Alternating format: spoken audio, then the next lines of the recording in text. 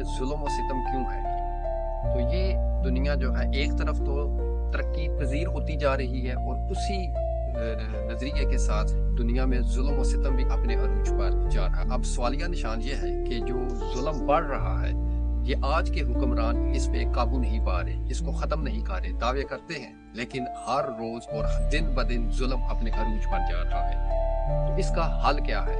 آج ہم اس پہ بات کرتے ہیں کہ سولوشن کیا ہے۔ جس طرح موسیٰ علیہ السلام نے اللہ کے حکم سے فرعون کے دربار میں جا کر اپنے لوگوں کو فرعون کے ظلم و ستم سے نکالا، اللہ کی بالادستی کی طرف بلایا، یہ ایک حل تھا فرعون کے ظلم و ستم سے لوگوں کو نکالنے کا۔ جس طرح یوسف علیہ السلام نے مصر کے بادشاہ نے جو خواب دیکھا تھا، اس خواب کی تعبیر اور اس کا حل بتایا تھا، جو ایک مصر کے اوپر قید کی صورت میں آنے لگا، اس کی خواب کی تعبیر بھی بتائی اور اس کا سولوشن بھی دیا کہ کس طرح سے قید سے بچا جا سکتا ہے۔